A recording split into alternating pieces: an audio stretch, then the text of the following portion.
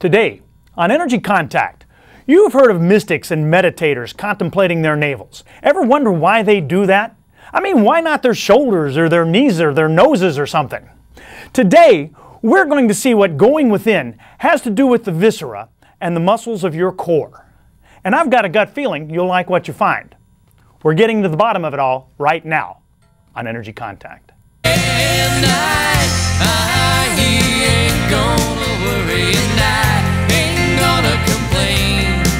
I'm gonna drive away all these doubts I've been keeping and now keep my mind on better things. I ain't gonna worry and I ain't gonna complain. I'm gonna drive away all these doubts I've been keeping and now keep my mind on better things. Just keep my mind on better things. Hello, and welcome to Energy Contact. My name is Joseph Willenbrink. Thank you for joining me today, and thank you to the production staff here in the studio for helping me get my message out to you. Energy Contact is a series I'm presenting to you as a public service. It's about attaining perfect health, growth, self-improvement, happiness, and realizing your full potential.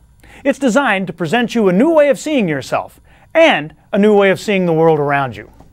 We're talking about things that have to do with making an energetic contact with yourself internally and with your environment.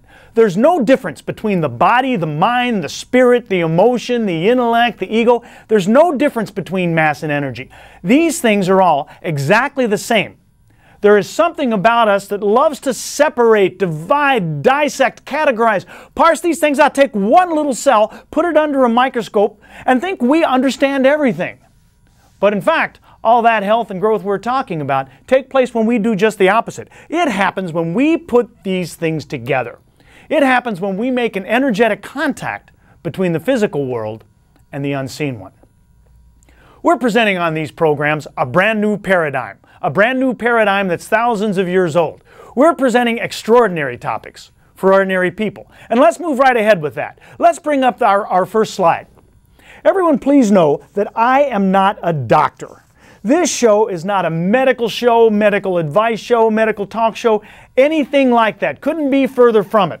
Now I might call myself an energy healer, chakra healer, things like that, but state, federal, and local governments absolutely do not. They call me no such thing at all, and it's important to know that. There's a lot of important information on your screen right now. Please read all of that very carefully, if you will, with your full attention. And when you've got it down, now might be a good time to go locate a pencil and paper. Now here's why you want to do that. At the end of this show, we're going to run some credits, and on those credits there's going to be contact information for me. Now I invite and encourage you to contact me. I'm sort of hoping that something I have to say to you today might inspire you to want to do that. But in order to contact me, you're going to need that contact information. And in order to get that, you're going to need to have your pencil and paper handy. There'll be plenty of time to jot that stuff down if you have that pencil ready. All right, let's come up here. Today's show is episode number 11 of Energy Contact, and if you're tuning in for the first time today, well thanks and welcome. These shows are sequential. They build. We're talking about things that we've introduced and defined previously. So there's some ramp-up stuff, some up-to-speed things that you will have missed out on. However, I do my very best to make sure that every program has a lot of value on a standalone basis. So if this is your first time here, you'll get plenty out of this show just all by itself. However, if that's the case, I do invite and encourage you to look around because there will be earlier programs airing at later times. They'll either be re-airing right here on this station, or they'll be on at different days and different times in different areas. And if you look for them, I'll appreciate it. All right, and now it's the time of the show where I get to introduce my co-host to you. Let's get my pal Slim on camera. There's Slim. This is Slim, and he is here for a reason. Since we're investigating what it is that the energy contacts in the physical self, we've got to know a few things about a few things, don't we? We've got to know something about energy. And this program is all about energy. That's what we're talking about. But all of that energy out there, somewhere, does us no good whatsoever. It does us no good until we bring it into focus, into contact with something. My pal Slim here is here to help us understand what that thing is that the energy contacts. Remember, a body without energy is just a corpse. And energy without a body, well, it might be a lot of cool things, but none of them are human. All right, previously on Energy Contact, we have seen the body intellect. The body intellect and the anatomy that it builds. We've seen how thought builds anatomy. How the same materials in our brains, we were always told in school they were brain things. The chemicals and things that give us thought, reason, recall, memory, logic, intelligence, intellect, all those things, they are in fact in every cell of our body. They permeate every cell of our body. We started at conception as one cell, and that one cell split into an identical pair. And that identical pair split again to another identical pair. And of all those identical cells, some went to the brain and some went to the belly. There they are, identical cell, same information, different places.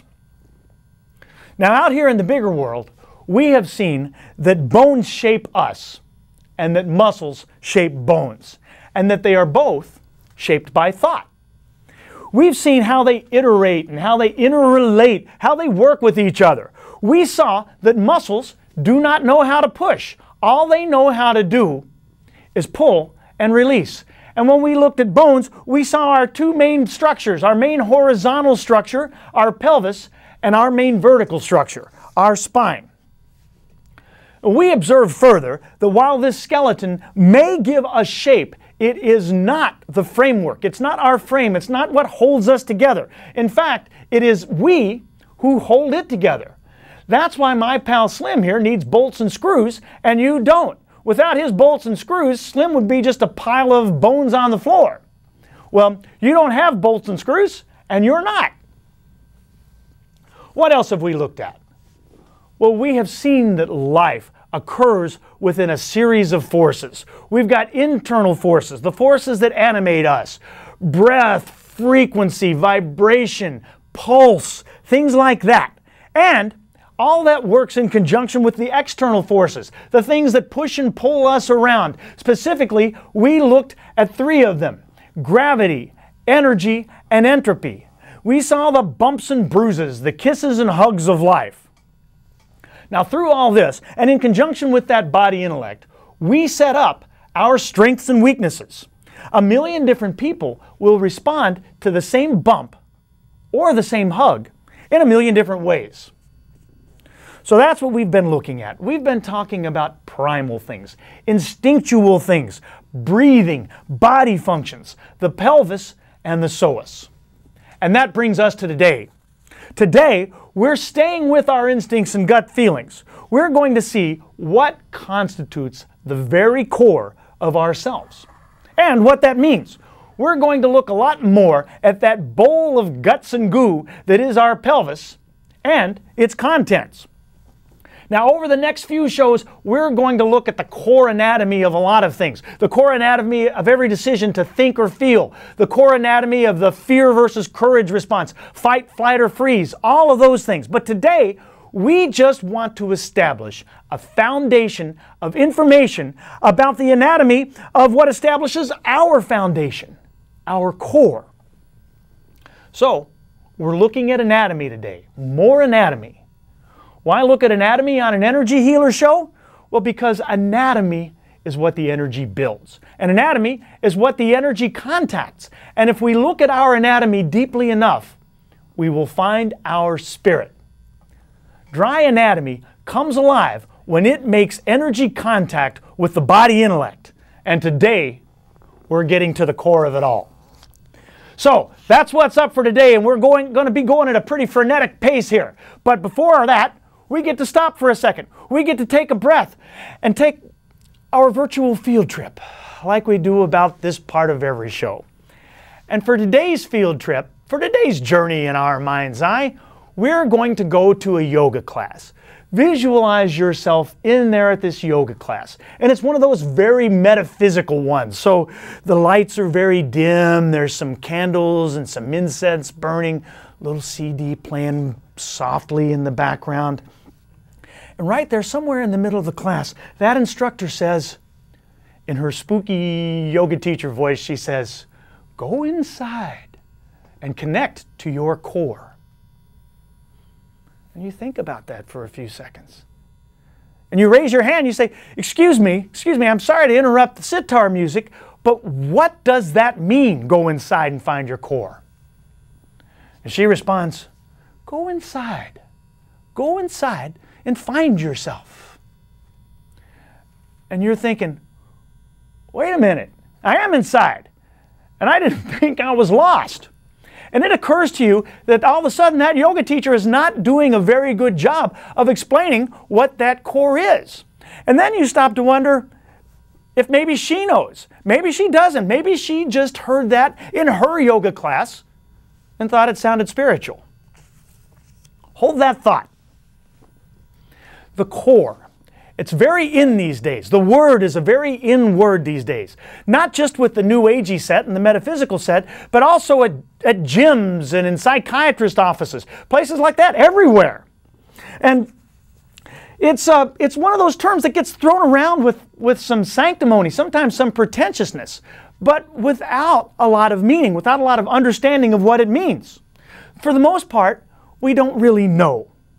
So, what is it?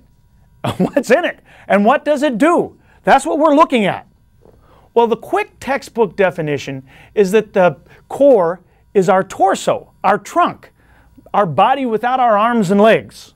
But more specifically and far more accurately than that, the core is defined as our abdominal cavity, this area here.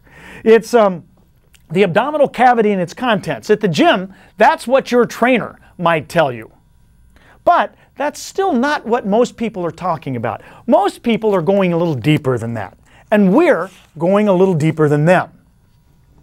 Instinctively, we know that there must be something about our core that makes it special somehow, more special than body cavities and body parts and muscles and stuff.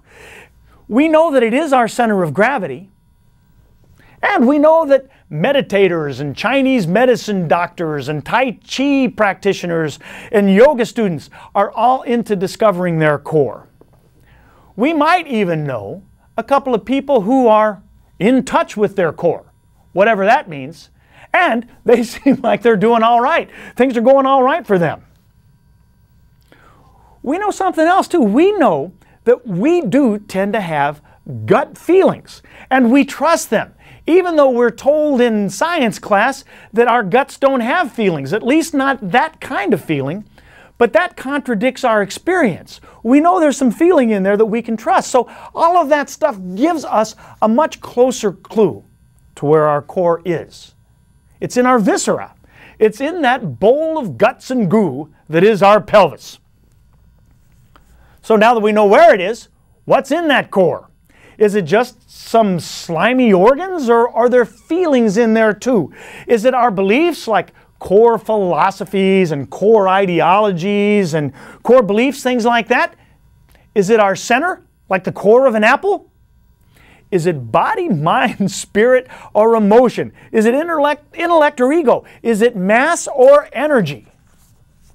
Well, for those of you who've been watching Energy Contact, you know it's all of those things. Those things are all the same. They're all exactly the same. And it always has been all of those things. Ever since conception, if not before. It's guts and goo. It's endoderm. Is that spiritual? Well, yes, of course it is. Now, before we continue on with that, let's make a quick review here. I mentioned that term endoderm. All of our cells today, you'll recall, come from one of three layers that form in us in the womb within the first couple of weeks after conception. We've spoken a lot about our so-called germ layers: mesoderm, endoderm, and ectoderm. Please don't let these names intimidate you. It's all very simple. The ectoderm is the layer that will become our shell. It's skin and nerves, and it's also our brain and nervous system too, but for the most part, it's our container. The endoderm are the cells in the womb that will become our internal formless organs. That's the guts and goo, the stuff that has to be contained. And in between them, there's the mesoderm, which consists of the cells that will become muscles and bones, tendons and ligaments, fascia, things like that. Now, this mesoderm has three functions only: form, support, and motion. That's all that the mesoderm does. And it's the only part of us that does it. Nothing else in us moves unless the mesoderm moves it. All right? So remember, we're looking at our core. We're getting to all this so we can see our core. And that mesoderm may not be our core, but it is what supports and shapes and structures and moves it. So we won't find or really understand our core unless we understand that mesoderm and the mesoderm function. Not core beliefs, not core values, not core ideologies, not core anything. So that's where our search for our core has led us to this point. Now, on our last program, you'll recall, we looked at the muscles that breathe. And when we looked at them, we saw our psoas muscle. Well, today's program, we're not looking at breath, not per se. We're looking at the muscles that comprise our core, the very foundation of our structure. So today, bring up that next slide, and you'll see that today we are looking at our psoas. Actually, right now, our psoas and our pelvis. The picture on your left there is your pelvis. That is your main horizontal structure. And you can see it looks a little like a bowl. It is the bowl that holds our guts. And the psoas, over on the other side of your screen, holds that bowl upright, more or less. It's the way that that psoas holds that pelvis that tells us all, that tells us everything. Now that psoas muscle is the deepest muscle in our body. It goes right through the middle of us, right through the core of us. It attaches below the abdominal cavity on the front of us and above the abdominal cavity on the back of us. Now the word psoas is a Greek word. Notice that spelling. I put that up there just in case you want to investigate it a little further. And I'll also mention, just for my fellow geeks out there, that the psoas implies a group of three muscles. There's the iliacus, the psoas minor, and the psoas major. This trio is often referred to as the iliopsoas. Maybe you've heard that term before. They all start at generally the same place on the top of the leg bone there, and they all branch off as they move up. And remember, on energy contact, we always move up. All right, let's come back here. So, the psoas itself does not really attach anywhere on the pelvis itself, and yet it shapes it profoundly. Let's take a look at that on Slim, and we'll sort of show you how that works. Move his tie a little bit. And first thing we'll do is we'll come back and note Slim's main horizontal structure. And this is the base of the main vertical structure, the spine that comes right out of that. That's what supports the spine. Now this pelvis, if you look at it, it can be thought of as a bowl. Just sort of complete this portion right here, clog up a few of those holes, and you have a bowl. And if you pan down just a little bit, we can see just below there, right there, that little bump, that is where the psoas muscle attaches. Then it moves up through that pelvis and all the way up into the spine. All right, let's go immediately from there, and I will pull up my another view of our pelvis here, and you can see it here. You can see from the side. It's a little hard to see the pelvis motion on these models because they do have bolts and screws, and these bolts and screws prevent this pivot motion. But basically, this pelvis, it pivots. And you can see the psoas muscle, it's my rubber band here. So it goes from about there to about there, just a little bit up above your screen, and that is what shapes this psoas. Now, if this muscle pulls very tightly, it pivots the psoas up. Pivots the pelvis up. And if the psoas is loose, it allows that pelvis to flop downwards. And that's very important. We'll come back to that pivot motion in just a moment. For now, we'll put that down and come back up here. All right, what makes this all matter is what's in that bowl. Our core, the land of our gut feelings. What is it? Well, it's endoderm. But it's something else too. It's something invisible. And that's what really interests us. In fact, we're not really even going to look at the anatomy of the guts and goo today. And it's interesting because this show is about the anatomy of our core, and we're not even going to go to the anatomy of what's in there. There's a reason for that. Just like last program when we looked at breathing and we didn't really need to look at the lungs. Our guts and our lungs cannot move. None of them can. They're all endoderm, and endoderm cannot move, structure, or support itself. So in order to understand our core, we need to look at something that does move. So let's go to our next slide, and we'll have a peek at that. What you're looking at now is a different view of your psoas. You can see it there in the middle of that picture, and you can see some of the surrounding musculature, the mesoderm of your core. That bowl on the bottom starts to look a little bit more like a bowl now with some of that lining in there, doesn't it? Now what you see on your screen may not be your core, but the core finds the structure and support it needs just by hanging out inside that bowl. At least if you're healthy, it does. And that bowl is supported by the pelvic floor muscles on the bottom, the psoas muscles on the side. And all of those are given shape and space by the pelvis bone, your main horizontal structure. And that main horizontal structure supports the main vertical structure. And it holds your innermost everything. Body, mind, spirit, emotion, intellect, guts and goo, everything. All right, let's come back up here. Now all of that stuff is managed by our psoas, by the way it holds our pelvis, connects to our legs, and connects to our spine.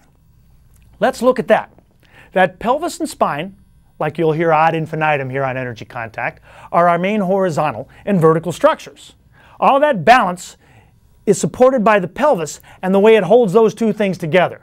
Now we can think of that pelvis and its pivot motion. We talked about that pivot motion a little bit. And its support ability. Oh, we can think of it using a pivoting razor blade. And guess what? I just happen to have a pivoting razor right here.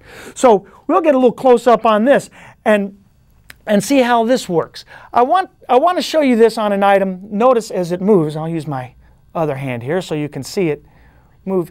You just see how that razor blade moves. I want to show you this on something practical that you see and maybe use every day. Why? Well, because you're pivoting your pelvis every day. Now, this isn't a real accurate model because energy really falls up from the bottom. And we're kind of doing a top-down approach. You can think of this handle here as like your spine. But anyway, that's it. Now we can move back from that a little bit. And we'll see from there how all of the rest of this stuff goes together. Let's go right from there to a slide. And we're going to get another feel for this pivoting motion. Look at that side view of that pelvis there. If you can imagine that pivoting like our razor blade just was, you have a better idea of the motion that you make when you walk, when you move. Let's move right to our next slide and you'll see a more engineering diagram of it. There it is. And you can, that red thing there represents your psoas muscle. It's a simple drawing of it. And you can visualize that swivel action as a result of that red muscle pulling and releasing. Remember, muscles only know how to pull and release. They don't push. And you can get one more feel of how this moves by just standing up and moving your hips in a hula hoop motion. But be careful when you do that, because remember, when you do it, you're wiggling your core. All right, let's come back up here. So that psoas, as we've seen, holds that bowl of guts level. And it keeps things from spilling out, either to the back, as we saw, or to the front. The psoas keeps that pelvis perched on our legs, and then it keeps the spine and the thorax perched on our pelvis.